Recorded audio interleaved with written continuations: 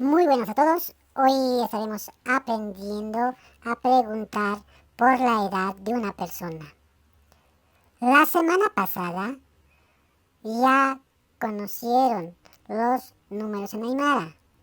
Ya deben tener noción cómo se dice o cómo se cuenta del 1 al 10, del 10 al 20, del 20 al 30, del 30 al 40, así hasta el 100 y luego hasta el 1000. Por eso, hoy estaremos aprendiendo cómo preguntar por la edad.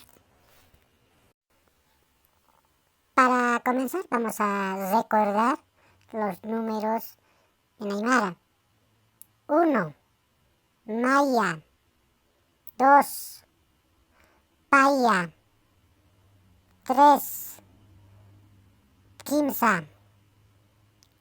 4, Pusi. 5, Pesca. 6, Sohta. 7, Pakalko. 8, Kimsakalko. 9, Latunka. 10, Tunka.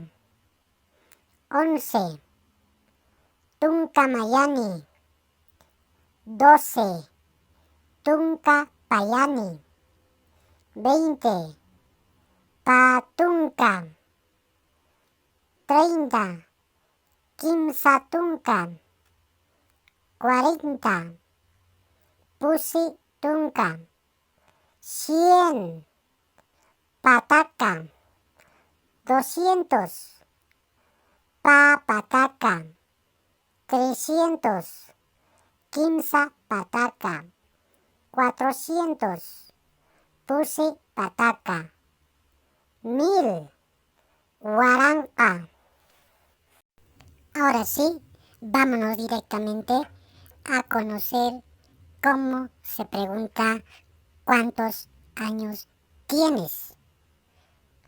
En Aymara se dice Kauka Maranitasa. Kauka Maranitasa. Para responder a esta cuestionante, van a tener que emplear los números que aprendieron la semana pasada. Por ejemplo, la respuesta a la cuestionante, en este caso, va a ser Patunka Mayan Maranitua. Naya Patung Mayan Maranitua. Kumasti. ¿Qué significa? Tengo 21 años. ¿Y tú? ¿Cómo notaron? Cuando se utiliza Humasti, ese término, se está devolviendo la pregunta a la persona que realizó la pregunta. Entonces, se puede responder con, por ejemplo, Nayag Patunka Payan Maranitua.